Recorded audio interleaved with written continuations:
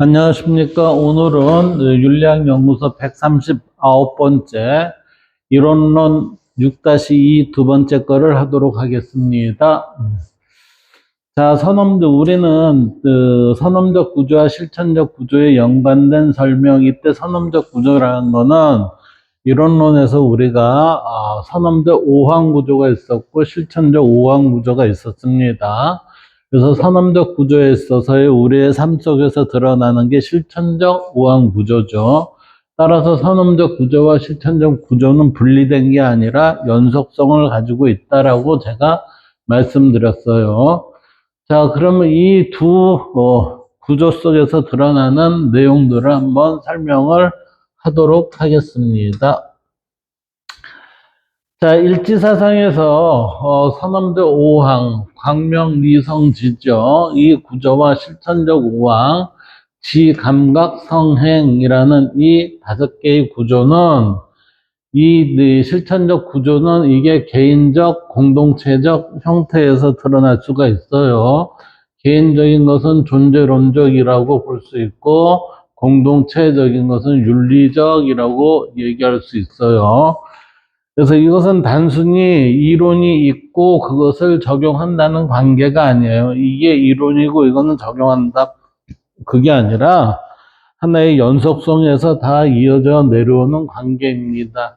따라서 이 둘은 존재의 근원적 질서가 어디예요? 인간이 자유로운 삶 속에서 스스로를 완성해가는 하나의 연속적 과정을 이룹니다. 자, 이 내재적 초월성을 가지고 있는 존재인 그 절대자가 우리는 선험적 구조 속에서 드러나는 것을 우리는 살펴본 후 그것이 어떻게 우리에 있어서의 그 내재적 초월성으로 현현되고 있는 모습이 자연과 인간의 모습으로 드러나는 것을 우리는 내재적 초월성의 존재의 절대자의 그 활동입니다라고 얘기를 하는 거예요. 이제 선험적 5항 구조는 인간의 세계를 경험하고 의미를 이해하며 윤리적 주체로 설 수 있도록 하는 존재론적 조건이고, 그 다음에 실천적 5항 구조는 그 조건이 인간의 의식과 행위를 통해 현실 속에서 현현되도록 하는 방식이죠. 그러면 현실 속에서 현현되는 것은 뭐죠? 우리는 지금 선험적 5항 구조에서 윤리적 주체로 살아갈 수 있도록 하는 조건을 만들어줬죠. 따라서 우리는 현실 속에서 현현하는 것은 윤리적 주체의 현현입니다. 이것을 우리는 뭐라고 얘기해요? 도덕이라고 얘기합니다. 이렇게 되는 거예요. 그래서 선험적 5항 구조는 인간 바깥에 놓인 초월적 이념이 아니에요. 이미 인간 존재 안에서 작동하고 있는 구조라는 겁니다. 예. 우리의 삶 속에서 이미 작동을 하고 있어요. 그래서 인간은 태어나면서부터 광 속에 놓여 있으며 이 광이라는 건 빛이죠. 우리는 빛으로 현현되어 있는 이 세계에 드러나 있는 거예요. 그래서 우리는 현존재 이런다고 그랬어요.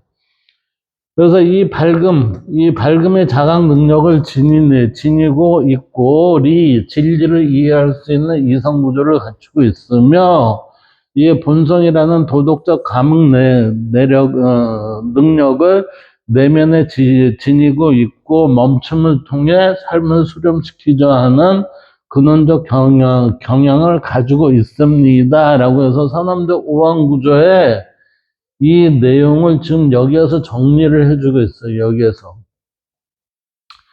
다시 한번 볼까요? 이 선험적 5항 구조는 우리가 태어나면서 어때요?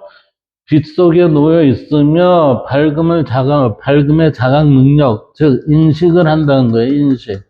인식 능력을 지니고 있고 그 다음에 진리를 이해할 수 있는 이성 구조를 갖추고 있으며 본성이라는 도덕적 감흥 능력을 내면에 지니고 있어요.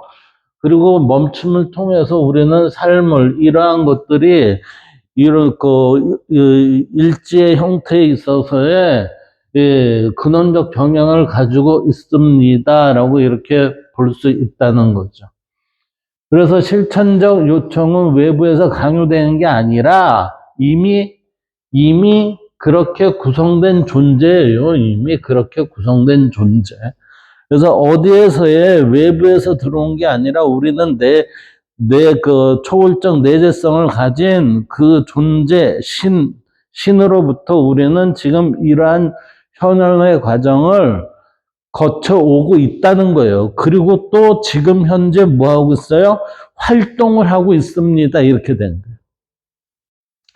그래서 인간에게서 자연스럽게 발생하는 요구입니다. 이 점에서 실천적 오한구조는 선험적 오한구조에 대한 선택 가능한 추가물이 아니라 존재론적으로 필연적 귀결이 되는 연속성을 지닌 게 우리는 선험적 오한구조와 실천적 오한구조의 연계성입니다. 라고 지금 얘기하고 있어요. 이제 선험적 오한구조에서 빛이 존재의 계시라면 그랬어요. 빛이 존재의 계시라면 실천적 오한구조에서의 빛의 의미는 세계와 타자를 닫지 않고, 그러니까 세계와 타자를 닫지 않고 누가요? 내가, 그러니까 우리가 닫고 열어두는 태도로 나타날 수밖에 없습니다. 이 열어둔다는 태도는 뭐죠? 고정적으로 확정해서 이것이다라고 그런 게 아니라 오픈 마인드의 형태로 항상 우리는 열려 있는 곳에서 내가 살아가고 있습니다라고 이렇게 보이는 거예요. 그래서 만약 인간이 선험적으로 빛 속에 놓여 있으면서도 실천해서 세계를 완전히 통제하고 규정하려 든다면 이게 뭐예요? 이게 고정의 형태로 우리가 딱 지정을 해 놓는다면 이는 자신의 전제 조건을 스스로 부정하는 모습에 빠지게 됩니다. 이렇게 된 거지. 이거는 열린 상태의 나를 놔두는 게 아니라 어때요? 나를 편협과 고정 속에서 딱 얽매이게 된다 이 얘기예요. 따라서 열림의 태도는 감의 의미를 갖게 되는 것으로 도덕적 미덕이기 이전에 자기 존재에 대한 종합성의 요구입니다. 이 지금 밑에 두 문장을 다시 보면 이래요. 열림의 태도는 감의 의미를 갖게 되는 것. 감이라는 거는 우리가 느끼는 거죠. 느끼는데 뭐예요? 이 느낌이 어디에서 들어오죠? 우리는 빛이 처음으로 우리한테 드러났을 때의 그 빛은 우리한테 인식을 주기 위해서는 밝음이란 명을 거친다고 그랬어요. 그럼 여기에서 이 감이라는 건 뭐냐면은 감이라는 거는 우리가 접촉하기 전에 그의 모습이에요. 그러니까 우리는 접촉하기 전의 모습으로서의 모든 것을 열어놓은 상태에서 봐야 된다는 거지. 이것은 우리가 이미 어떠한 도덕이라는 것을 결정을 해서 그 의미를 갖기 이전에, 그러니까 빛이 드러나기 이전의 상태를 말하는 것과 같은 예시예요. 그래서 자기 존재에 대한 정합성의 요구이다라고 이렇게 표현이 되고 있는 거죠. 그래서 광이라는 것은 감의 의미를 갖게 됩니다. 그 다음 선험적 오한구조에서 명과 실천적 오한구조에서의 각의 관계도 마찬가지이다. 인간은 선험적으로 밝음의 구조를 지니기 때문에 이게 뭐예요? 선험적으로 밝음의 구조를 지니고 있기 때문에 세계를 알아차릴 수 있는 의식적 밝음을 이미 우리는 내재적으로 가지고 있다는 거예요. 왜? 우리는 내재적 초월성으로 현현이 된 자연 중에 그 일부로 우리의 인간이 드러났잖아요. 따라서 그 드러났다는 것은 내재적 초월성을 가진 그 절대자의 활동 속에서 우리도 같이 있다는 거지. 이게. 그렇기 때문에 실천의 차원에서는 자기 성찰과 알아차림, 즉 인식이 요구가 돼요. 만약 인간이 자신의 감정과 욕망, 판단 과정을 전혀 다름의 질서에 의한 정견의 관점으로 성찰하지 않고 그냥 즉각적으로 반응이 된다면 이는 명예, 밝음의 가능성을 스스로 차단하는 행위가 됩니다. 이때의 즉각적 반응이라는 거는 뭐냐면은 우리가 정견의 관점에 들어서서 즉각적인 즉각적인 반응이 아닌 우리의 감정이나 아니면 우리의 어떠한 다른 형태에 있어서의 드러나는 그것을 그대로 이제 표현한다는 거지. 그렇게 되면 정견의 그 발음의 질서 속에서 드러나는 모습에서 어긋나는 것을 행할 수가 있다는 겁니다. 그래서 발금의 가능성은 스스로 차단하는 행위가 돼요. 그래서 발금에서의 실천적 자각은 도덕 훈련이 아니라 의식구조, 즉 인식 능력을 충분히 사용하는 방식입니다. 이때 인식 능력이 뭐죠? 발음의 질서를 지키는 거예요. 발음의 질서. 발음의 질서라는 건 결국은 뭐를 가져야? 정견의 힘을 갖는 거예요. 이게. 자, 이제 선엄적 오항구조에서 리의 경우를 봅시다. 광명리에서 리의 경우를 보면 이 리라는 게 진리라는 거예요. 진리. 진리의 경우인데 이 진리의 경우는 선엄적 구조와 실천적 구조의 연결은 더욱 분명해집니다. 왜? 이 진리의 개념은 이치로 우리한테 드러나기 때문에 그렇다는 거예요. 그래서 인간은 이미 진리의 구조를 통해 세계를 이해하고 판단할 수 있는 존재이기 때문에 실천에서 숙고와 분별을 회피할 수 없습니다. 이 얘기는 결국 뭐죠? 리의 구조를 통해, 그러니까 이 리라는 건 이치의 구조를 통해 세계를 이해하고 판단할 수 있는 존재이기 때문에 왜 세계를 이해하고 판단할 수 있는 존재예요? 왜 그래요? 우리는 선험적으로 우리에게 발음의 질서를 갖도록 우리한테 내재되어 있기 때문에 그렇다는 거예요. 그래서 실천에서 숙고와 분별을 회피할 수 없다라는 얘기는 뭐죠? 우리는 발음의 질서 속에서 그러면 벗어나지 않았다라는 분별이 가능하다는 거지. 그 분별은 어디서 이루어진다고 그랬어요? 양심, 다이문이라고 그랬어요. 그리고 그것을 지켜나가는 게 정견이라고 그랬고, 이는 인간의 선언적으로 발음의 질서에 따라야 하는 존재이기 때문이다. 그러므로 인간의 충동이나 관습, 집단적 분위기에만 따라 행동하는 것은 판단 능력이 없어서가 아니라 네가 판단 능력이 없는 게 아니에요. 왜? 우리는 발음의 질서 속에서 살아가야 되는 그러한 것을 선언적으로 우리는 가지고 있어요. 그럼에도 불구하고 그렇게 발음의 질서를 지키지 않는 것은 뭐예요? 네가 선택을 안 하는 방기의 의미이다. 이렇게 되는 거예요, 이게. 따라서 실천적 판단은 이성주의적 도덕명령이 아니라 인간이 이미 가진 이해의 구조, 이미 가진 게 뭐라고 그랬죠? 발음의 질서죠? 발음의 질서를 우리가 따라야 하는 그러한 구조 속에 있음에도 불구하고 나는 그것을 행하지 않을 거야? 이렇게 되니까 대한 책임 있는 사용을 하지 않는 것이다. 이렇게 되는 거지. 인간은 그렇지만 발음의 질서를 따라야 하는 것에 대한 책임 있는 존재가 되는 거예요. 그래서 이렇게 이미 가진 이해의 구조에 대한 책임 있는 사용을 해야 된다, 이 얘기. 그 얘기는 곧 뭐죠? 발음의 질서에 따라서 너의 걸음을 걸어라, 이렇게 되는 거지. 자, 이제 선언적 오항구조에서 성의 연관은 일지사상의 윤리적 독자성상에 가장 뚜렷하게 드러나는 지점이에요. 왜 그러냐면 이 성이라는 것은 우리한테 있어서의 뭐죠? 이성으로서의 우리는 진리의 개념과 그 다음에 우리의 본성이 여기에서 뭐가 돼요? 같이 엮여져 있는 거예요. 엮여져 있는 거.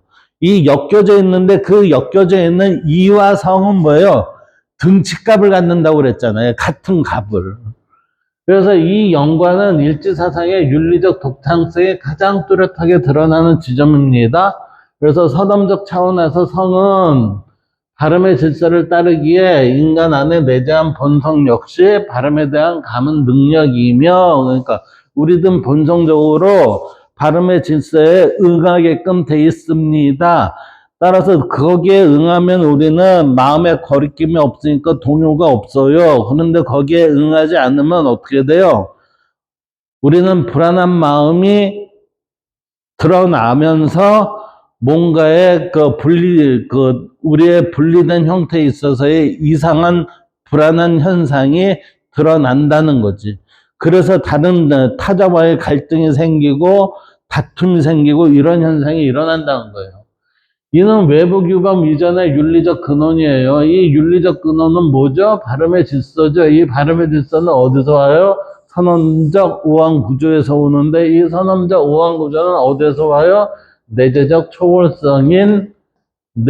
초월성인 신으로부터 드러납니다. 이렇게 되는 거예요, 이게.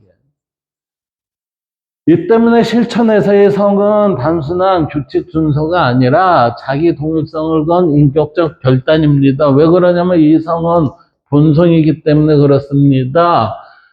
인간은 선언적으로 성의 구조를 지니고 있기 때문에 선언적으로 성의 구조를 지닌다는 것은 이성으로서의 이와 성이 이렇게 연결되어 있다고 그랬잖아요.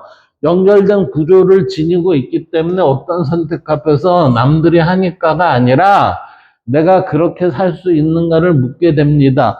내가 제대로 감흥을 했나? 이러한 삶을 살 수 있는가? 묻게 된다는 거죠. 그러므로 인간으로서 우리의 실천적 결단은 외부 강제의 결과가 아니라 존재론적 자기 응답이 됩니다. 누구에 대한 대답이에요? 나에 대한 나의 질문에 내 대답이 돼야 된다는 거지. 누가 시켜서 하는 게 아니라. 그것을 우리는 뭐라고 해요? 양심이라고. 양심 다이몬 소크라테스야. 자, 선언적 오한 구조에서 이제 멈춤이에요. 멈춤인 지혜의 경우를 보면 선언과 실천의 연관은 바람직한 삶의 완성이죠. 우리에 있어서의 실천의 요소에 있어서는 바람직한 삶의 완성이고 바람직한 삶이 어떻게 해요? 이 삶의 완성은 선언에서는 뭐예요? 발음의 질서를 지켜야 돼 이 얘기잖아요. 그래서 이러한 완성이라는 차원에서 드러납니다. 이때 선언적 지는 모든 작용이 근원으로 수렴되는 안정적 구조입니다. 지는 어디로 수렴이 됩니까? 근원으로 수렴됩니다. 근원이 뭐죠? 내재적 초유성이죠. 결국은 신에게 수렴됩니다. 이렇게 된 거예요. 이는 실천에서 절제와 멈춤의 능력으로 전환이 돼요. 우리가 신에게 수렴되기 위해서는 어떻게 돼요? 절제와 멈춤의 능력으로 전환이 될 수밖에 없습니다. 제멋대로 하는 게 아니라는 거지. 그래서 인간은 선언적으로 무한한 욕망과 사유의 확장을 가능하게 하는 구조를 지니지만 이 얘기는 뭐예요? 자기 멋대로 할 수 있는 그 선택권은 가지고 있지만 스스로에게 뭐가 있어요? 자주직원으로 바람직하지 않는 선택도 가능하지만 이 얘기예요, 이게. 동시에 그것을 멈출 수 있는 멈춤의 구조를 함께 지니고 있습니다. 그러니까 그것을 이러한 제멋대로의 것을 하지 않게 하는 그런 능력도 누구한테 있어요? 너한테 있잖아. 그게 뭐예요? 양심이고 다이몬이잖아. 이렇게 되는 거예요, 이게. 이때 실천의 오한구조의 멈춤으로 인해 드러나는 정견의 힘을 갖게 하는 지혜가 발현된 것을 지니게 된다. 즉, 우리는 멈춤으로써 지혜가 발현이 되는데 그 발현된 지혜는 어떤 힘을 가져요? 정견의 힘을 갖습니다.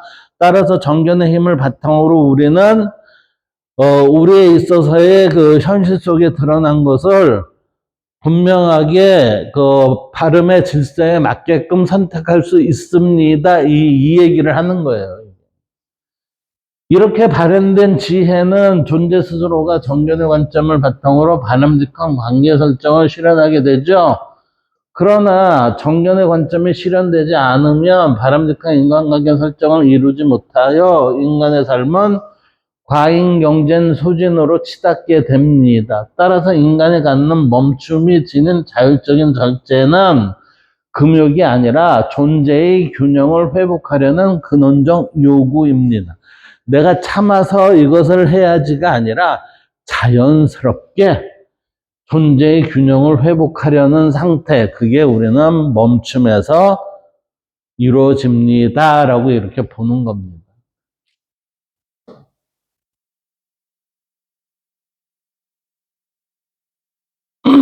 그래서 이를 종합하면 선험적 오한구조는 인간이 어떤 존재인가를 설명하는 구조이고, 실천적 오한구조는 그러한 존재가 어떻게 살아야 하는가를 설명하는 구조죠. 그러나 이 둘은 질문과 답의 관계가 아니라 근원과 전개의 관계예요. 그래서 실천은 선험적 구조의 외적 적용이 아니라 그 구조가 인간의 자유와 책임 속에서 스스로 자신을 드러내는 과정, 근원의 모습을 내가 나를 통해서 스스로 초월적, 내재적 초월성을 가지고 있는 절대자가 지금 이러한 모습으로 현재의 활동을 하고 있구나라고 이렇게 보여지는 거예요, 이게. 그래서 이 때문에 일지사상에서 윤리는 외부 규범의 체계가 아니라 존재론에서 필연적으로 흘러나오는 삶의 형식이 됩니다. 그러니까 이 얘기는 뭐예요? 자연스럽게 그렇게 될 수밖에 없다, 이 얘기지. 그래서 선험적 구조가 없다면 실천은 근거가 없는 도덕주의가 되고, 실천이 없다면 선험적 구조는 공허한 형이상학으로 머뭅니다. 따라서 선험적 구조와 실천적 구조는 항상 뭐죠? 연속적인 고리를 가지고 연계되어 있는 것입니다. 이렇게 되는 거예요.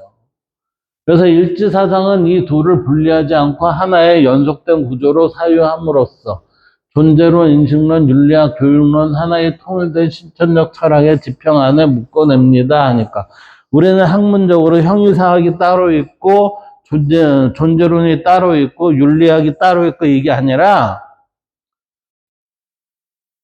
우리는 일지사상에 의하면은 선험적 오한구조와 실천적 오한구조를 통해서 우리는 모든 게 통합적 형태에 있어서 이 모든 것이 이 안에 녹아들어 있습니다 라고 이렇게 보고 있는 거예요, 이게 지금. 따라서 광명리성지의 선험적 오한구조는 윤리적, 존재론적 두 관점을 가져요. 자, 윤리적 관점은 공동체의 관점이고, 존재론적 관점은 뭐예요? 존재적 관점은, 이게 존재적 관점은,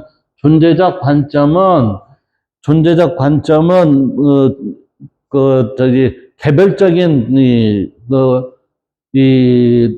관점으로 볼 수가 있죠. 그래서 광명리성지를 윤리적 관점, 공동체적 관점과 존재론적 관점, 개별적, 개체적 관점으로 나누어 비교하면 일지사상이 도덕규범 이론이 아니라 존재가 스스로를 바로 세우는 철학이라는 점이 가장 또렷하게 드러난다. 두 관점의 차이를 간단히 밝히고 다음 항목별로 살펴보기로 한다 그랬어요. 결국은 우리는 윤리에 맞춰서 살아야 됩니다. 그래서 우리는 도덕주의도 있고 다 그러지만 그게 아니라 우리는 뭐예요? 존재가 스스로를 바로 세우는 철학. 이 존재가 누구죠? 내재적 초월성인 절대자가 스스로를 바로 세우는 철학. 이게 뭐예요? 일지사상 이렇게 되는 거예요. 일지사상.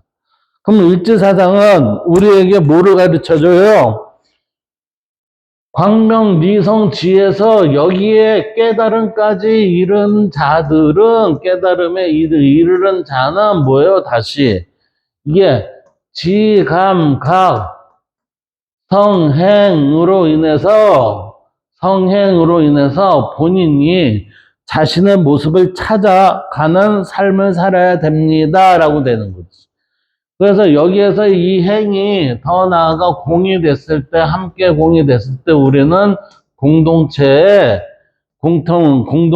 조화가 이루는 유토피아적 삶을 살 수 있습니다 라고 이렇게 얘기하는 거예요. 이제 윤리적, 존재론적 두 관점의 차이 보면, 존재론적 관점은 존재는 어떻게 성립하고 드러나는가를 물어요. 그래서 광명미성제는 이때 존재가 자신을 전개하는 구조로 이해되죠. 그래서 윤리적 관점은 이 존재론적 관점이 우리한테 우리 현실 속에 어떻게 내재되느냐 이거예요. 따라서 이때의 질문은 뭐예요? 인간은 어떻게 살아야 하는가? 이런 질문을 하게 되고 광명미성제는 이때 인간 행위가 바르게 형성되는 내적 기준의 과정으로 이해가 되겠죠. 따라서 윤리적 관점은 규범을 말하지만 일지사상에서는 그 규범이 뭐예요? 존재론에서 자연스럽게 흘러나온다는 점이 핵심입니다. 라고 어떤 룰을 지키세요. 착하게 사세요. 이게 아니라니까. 저는 착하게 살으라는 얘기를 안 해요. 바람직한 관계 설정의 삶을 사세요라고 얘기를 하지. 그게 바로 이거예요, 이거. 그 다음에 광의 비교요. 이 빛의 의미죠. 빛의 의미. 존재론적 관점에서의 빛은 존재가 존재로서 드러날 수 있게 하는 근원적 계시예요. 그래서 근원적 계시니까 처음으로 내재적 초월성을 가지고 있는 그 존재의 모습을 드러내는 그 현상이 빛이라는 거지. 그러니까 아직 어떤 대상도 의미도 규정되지 않는 상태이겠죠. 그래서 존재가 열려있다는 사실 자체가 광입니다라는, 빛입니다라는 거는 존재가 우리한테 자신을 드러내 보이는 작업이 빛입니다. 이 얘기예요. 그래서 이는 세계가 무가 아니라 드러날 수 있음의 장으로 주어져 있음을 뜻합니다. 그러면 윤리적 관점에서 이 빛은, 윤리에서의 빛은 타자와의 세계를 미리 판단하지 않고 열어두는 태도입니다. 그러니까 어떻다라고 고정이나 편집되어 있는 그 상태가 아니라 뭐든지 오픈되어 있는 상태에서의 우리가 느낄 수 있는 그 모습으로 현현되어 있습니다. 이 얘기예요. 따라서 선악의 잣대를 들이대기 이전이고 상황과 타자가 스스로 드러나도록 허용하는 뭐죠? 윤리적 개방성이 드러나는 단계다라고 말할 수가 있고 이는 관용이나 공감 이전의 근원적 윤리 조건입니다. 이때 근원적 윤리 조건이라는 게 뭐라고 그랬어요? 발음의 질서를 회복하는 것입니다. 라고 이렇게 얘기했잖아요. 그래서 두 관점의 비교는 존재론에서 빛은 있게 함이고 윤리에서의 빛은 열어둠입니다. 이렇게 볼 수 있다. 그 다음 밝음의 비교요. 이게 명인데 존재론적 관점에서 이 밝음은 빛이 의식 속에서 작동한 결과로 나타나는 밝음의 상태죠. 그러니까 빛이 드러났습니다. 빛으로 인해서의 우리는 그 광명의 공간이라는 게 있었죠. 그 하이데거에 의하면 그 광명의 공간이라고 해서 빛이 비치는 공간으로 드러난 것, 이것을 드러난 상태의 모습을 밝음 이렇게 얘기했었어요. 그래서 이 밝음의 상태인데 이 밝음의 상태는 단순히 열려있을 뿐 아니라 의식에 의해 감지되고 저게 밝리네. 이때 처음으로 우리가 인지가 된다는 거지. 인지되고 드러나는 국면이다. 이는 인식과 경험이 가능해지는 최초의 의식 구조가 어디서 드러나요? 명이라는 밝음에서 드러난다. 이렇게 됩니다. 그래서 윤리적 관점에서의 밝음은, 윤리에서의 밝음은 자기 성찰과 알아차림의 능력, 그러니까 인식의 능력이죠. 따라서 감정, 욕망, 상황을 즉각적으로 동일시하지 않고 지금 무엇이 일어나고 있는가를 분명히 인식하는 태도입니다. 이 얘기는 뭐예요? 너 깨어있니? 라고 지금 묻는 거예요. 너 깨어있니? 이 얘기. 예. 그래서 깨어있음을 말하는 것이고 윤리적 판단은 이 밝음이 확보되지 않으면 성립하지 않습니다. 따라서 두 관점의 비교는 존재론에서 밝음은 드러남이 자각이고 윤리에서의 밝음은 성찰의 밝음이 됩니다. 자, 이제 리의 비교예요. 리라는 거는 진리입니다. 참된 이치. 참된 이치는 존재론적 관점에서 리는 존재가 무자의가 아니라 질서와의 관계를 지닌 거예요. 자, 질서와의 관계를 지닌 거니까 질서와 관계를 지닌 구조 그랬으니까 이게 뭐죠? 공과 인드라만과 같은 형태의 모습을 여기에 진리가 보여준다는 거예요. 그래서 존재와 존재, 존재와 자연, 존재와 인간, 자연과 만물, 자연과 인간, 인간과 만물, 사물과 사물 사이에는 이해가 가능한 관계망이 있어요. 따라서 그 관계망을 뭐라고 해요? 여기서 이치라고 합니다. 이치에 맞았니? 이 얘기야. 그걸 이치라고 하고 있으며 세계는 의미를 지닌 전체로 성립합니다. 이게 어떤 의미예요? 이게 세계는 의미를 지닌 전체, 그게 뭐야? 발음의 질서로 성립합니다. 이 얘기예요. 발음의 질서는 하나가 있으면 질서라고 얘기할 수 있어요. 관계를 맺은 다양성이 있는 모습이 드러났을 때 우리는 그걸 관계 이렇게 하는 거예요. 하나 이상이 서로 맺고 있는 관계. 그게 뭐예요? 발음의 질서죠. 발음의 질서가 없으면 어떻게 되죠? 난잡하고 혼란스럽잖아요. 그러한 것은 우리가 내재적 초월성에서 그러한 것은 기본적으로 주질 않았어요. 근데 그것을 이 현상에서 드러나고 있다는 건 뭐예요? 인간이 발음의 질서에서 벗어난 것을 지 멋대로 하고 있기 때문에 그런 현상이 드러났다는 거지.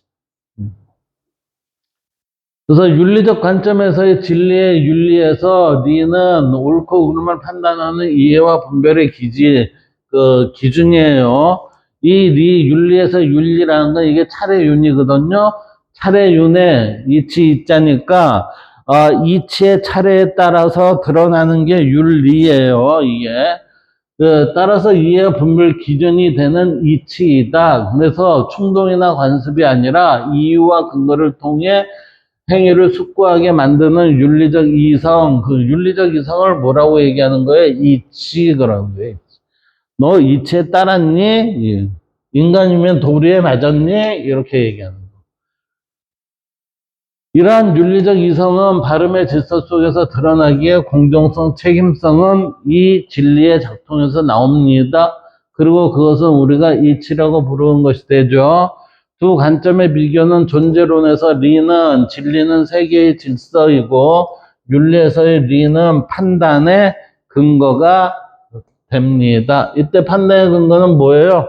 발음의 질서에 입각한 정견의 입장을 나타내는 겁니다. 이렇게.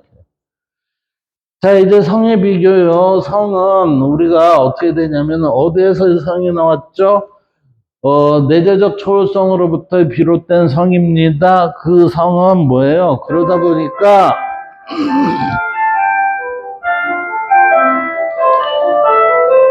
내재적 성에서 비롯된 것이다 보니까 그게 결국은 뭐죠? 진리에서 비롯된 성입니다. 따라서 진리에서 비롯된 성을 가지고 있는 것, 이것을 우리는 뭐라고 얘기해요? 이성이라고 해요. 이성이라고 하는데 이 이성은 이와 성은 무슨 값을 갖는다? 등치값을 갖는다. 같은 값을 갖는다고 그랬죠? 그래서 여기에서는 이가 성으로 변환이 됐다 이렇게 생각을 할 수 있어야 돼요. 그래서 존재론적 관점에서의 성은 니의 질서가 인간 존재 내부에 취하된 상태입니다. 그러니까 이와 성은 뭐예요? 위치만 바꿔갖고 변환된 성격을 가지고 있을 뿐이다 이 얘기예요. 그러면 그 속성은 뭐죠? 둘 다 발음의 질서에 입각한다는 거지. 이는 인간이 단순한 자연적 개체가 아니라 스스로 발음에 응답할 수 있는 존재입니다. 왜? 우리는 내재적 초월성을 가지고 있는 절대자로부터 우리는 발음의 질서에 입각한 나의 활동을 해야 한다라고 가지고 왔었잖아요. 그래서 이 이성의 개념이 된다. 그러므로 존재론적 관점에서의 성은 니를 드러내는 인간 존재의 고유한 위성이라고 말할 수 있다. 자, 윤리적 관점에서의 성, 윤리에서의 성은 외부 규범이 아니라 발음의 질서가 내면에서 우러나는 인격적 기준이 되겠죠. 그래서 이 단계에서 윤리는 해야 한다가 아니라 그렇게 살지 않으면 내가 아니다라는 자기 동일성의 문제가 됩니다. 그러니까 우리는 발음의 질서대로 살아가는 게 내 모습을 그대로 현실에서의 드러나는 거예요. 그런데 우리는 그렇게 드러내지 못한다는 거는 너는 어딨니? 이렇게 되는 거지. 너는 어딨니? 몸뚱이는 살아가지만 자기는 어디 있는지 모르는 그러한 이상한 삶을 살고 있다는 거죠. 그걸 우리는 뭐라고 해요? 정신 나간 놈 이렇게 얘기하잖아요. 정신 나간 놈. 왜? 그럼 불일치가 되니까. 두 관점의 비교는 존재론에서 성은 이성으로서 인간의 본래성 윤리에서 성은 발음이 질서를 지켜나가는 인격적 책임이 되겠습니다. 자, 이제는 멈춤의 비교예요. 멈춤의 비교는 존재론적 관점에서 멈춤이라는 거는 존재의 전개가 무한히 확산되지 않고 그랬어요. 존재의 전개가 무한히 확산되지 않고라는 얘기는 무한히 확산된다는 건 뭐죠? 제멋대로 한다는 얘기예요. 제멋대로. 제멋대로 한다는 거는 관계를 바람직한 관계 설정을 한다 안 한다. 안 한다 이렇게 되는 거죠. 그러면 안 한다는 얘기는 뭐예요? 발음의 질서를 지킨다 안 지킨다 이렇게 되는 거지. 그럼 발음의 질서를 지키지 않는 너는 누구니? 정신 나간 놈이야 이렇게 된 거예요 이게. 그래서 근원으로 수렴되는 완결의 구조이다. 이는 정지라기보다는 균형과 안정이며 존재자가 존재의 근원인 자기 자신과 합치되는 상태, 이것을 우리는 멈춤의 상태라고 얘기하는 거예요.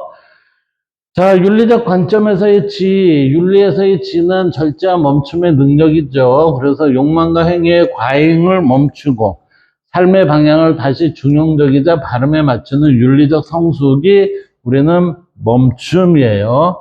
그러므로 멈춤은 윤리의 끝이 아니라 뭐죠? 완성의 개념이 돼야 됩니다. 이렇게 됩니다. 자, 두 관점의 비교는 존재론에서 지는 존재의 수렴이고 윤리에서 지는 삶의 절제와 완성입니다. 이 얘기는 뭐예요? 내가 나답게 사는 거. 나답게 사는 거. 이 얘기는 뭐예요? 나를 아는 거 이렇게 되는 거예요. 나를 아는 거. 자, 이걸 종합 비교를 해보면 이렇게 볼 수가 있습니다. 존재론적 의미와 윤리적 의미가 있어요. 여기에서의 그 5개의 오항 구조를 살펴보면 존재론적 의미로는 광은 존재에 계시지만 윤리적 의미로는 윤리적 개방성을 얘기를 하는 거죠. 그 다음 명은 드러남의 자각이죠. 이거는 성찰과 알아차림, 그러니까 인식이 되는 그 상황을 얘기하는 거고, 진리라는 거는 세계의 질서예요. 즉, 다시 말하면, 이치의 이치. 이거는 판단의 기준이니까, 이 이치에 맞습니까? 그러니까, 사람으로서의 삶을 제대로 살면 너 도리에 맞았니? 이 얘기. 아니면, 조리에 맞니? 이렇게 된 거지. 예. 그 다음 성은 인간의 본래 성 그랬어요. 예. 인격적 책임을 가지고 있습니다. 윤리적 의미에서는. 지는 멈춤인데 이거는 존재의 완결인데 여기서는 절제와 성숙의 의미로 윤리에서는 살펴볼 수 있다. 자, 이를 살펴보면 광명리선지는 존재론적으로는 존재가 스스로를 전개하는 구조죠. 그리고 윤리적으로는 인간이 바르게 살아가도록 이끄는 내적 질서이자 발음의 질서입니다. 그래서 일지사상에서 윤리는 외부 규범의 체계가 아니라 존재가 자기 자신에게 충실해질 때 자연스럽게 형성되는 삶이 됩니다. 이렇게 된 거지. 그래서 우리는 어떻게 살아야 돼요? 내가 내 자신에게 충실해질 때 자연스럽게 형성되는 삶의 형식. 이게 뭐예요? 내가 내 자신에게 충실해진다는 거는 뭐죠? 발음의 질서를 지키는 삶으로 살 수 있을 때 그렇게 얘기할 수 있다는 거죠. 지금까지가 우리는 윤리학연구소 139번째 이야기인 6-이론론 6-2를 해봤습니다. 감사합니다.